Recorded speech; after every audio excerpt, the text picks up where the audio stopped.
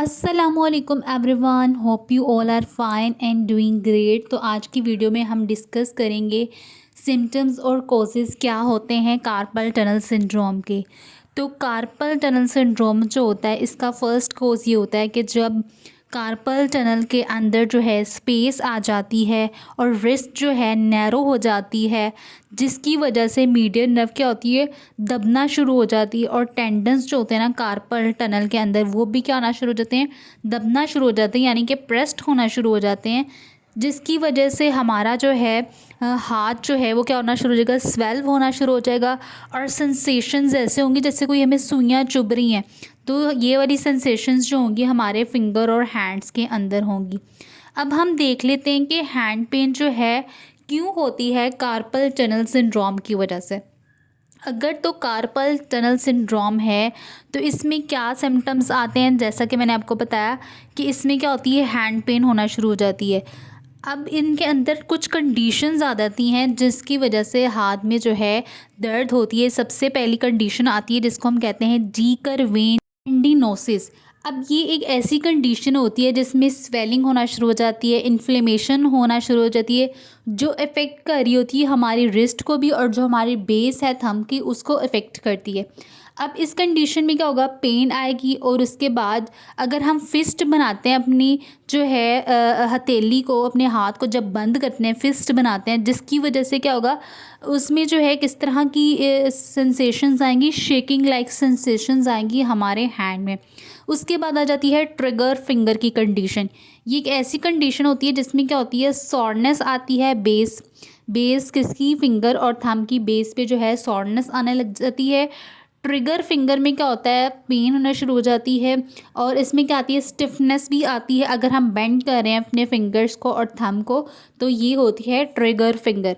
उसके बाद third one condition आती है आर्थराइटिस। ये क्या होती है, एक जनरल टर्म है और इस कंडीशन में क्या होता है, स्टिफनेस होती है, स्वेलिंग होती है जॉइंट्स में। और ओस्टियो आर्थराइटिस जो है डीजनरेटिव आर्थराइटिस एक इसकी टाइप आ जाती है। फिर हम बात कर लेते हैं सिम्टम्स कौन से होते हैं कार्पल टनल सिंड्रोम के। तो इसके सिम्टम्स में हमारे पास जो अर्ली सिम्टम्स आते हैं वो क्या आती है, नमनेस आती है एट नाइट में, फिर उसके बाद टिंगलिंग आती है, सुइयाँ चुभना शुरू हो जाती हैं, पेन होती है फिंगर्स में, थंब साइड पे, इंडेक्स फिंगर पे और मिडल फिंगर पे। अब जो है स्लीपिंग के दौरान जो है इसमें क्या होगा, रिस्ट को क्या अगर हम कर्ल्ड करते हैं नाइट टाइम में तो सिम्टम्स क्या होते हैं कि बंदा जो है नींद से उठ जाता है, इतनी दर्द होती है। अब जो ये नाइट टाइम के सिम्टम्स हैं ये क्या होती हैं, फर्स्ट रिपोर्टेड सिम्टम्स होती हैं। अगर शेकिंग करें हम अपने हैंड्स को तो ये क्या करता है, अब रिलीव कर लेता है सिम्टम्स को अर्ली स्टेज के। अगर कार्पल टनल सिंड्रोम अगर हम शेक करते हैं तो क्या होता है, रिलीव होते हैं सिम्टम्स। अब कॉमन डे टाइम्स ये थे नाइट टाइम के सिम्टम्स। अब हम देख लेते हैं डे टाइम के सिम्टम्स क्या हैं। इसमें क्या होती है, टिंगलिंग आना शुरू हो जाती है फिंगर्स में और उसके बाद है कि decreased feeling in the finger tips, मतलब कि हमें फील ही नहीं आ रही होती फिंगर टिप्स पे, जो है फीलिंग ही नहीं आ रही होती कि हमारी फिंगर्स हैं भी या नहीं। उसके बाद डिफ़िकल्टी आती है हैंड को, अगर हम कोई स्मॉल टास्क या कोई एक्टिविटी वगैरह कर रहे हैं, कोई काम कर रहे हैं तो उसमें क्या आएगी, डिफ़िकल्टी आएगी। हैंडलिंग स्मॉल ऑब्जेक्ट्स, हम कोई जो है छोटे ऑब्जेक्ट्स हैं, कोई चीज़ भी, छोटी चीज़ भी जो है ना हम पकड़ नहीं सकते क्योंकि बहुत ज़्यादा दर्द होती है। फिर उसके बाद grasping a steering wheel to drive. अब जैसे जो है हम अगर कोई गाड़ी वगैरह चला रहे हैं तो हम नहीं चला सकते। उसके बाद holding a book to read, even कि हम जो बुक है ना वो भी नहीं पकड़ सकते कि हम अपनी बुक को जो है रीडिंग कर लें। और उसके बाद राइटिंग नहीं कर सकते हम। और उसके बाद है यूजिंग अ कंप्यूटर कीबोर्ड। अब जैसे कोई आ जाएंगे, बैंक वर्कर्स होते हैं, आ जाते हैं, ऑफिस वर्कर्स होते हैं जो कि कंप्यूटर का यूज़ कर रहे हैं तो वो भी नहीं कर सकते। A carpal tunnel syndrome worsen symptoms more constant and the symptoms can include weakness शुरू हो जाएगी हाथ में।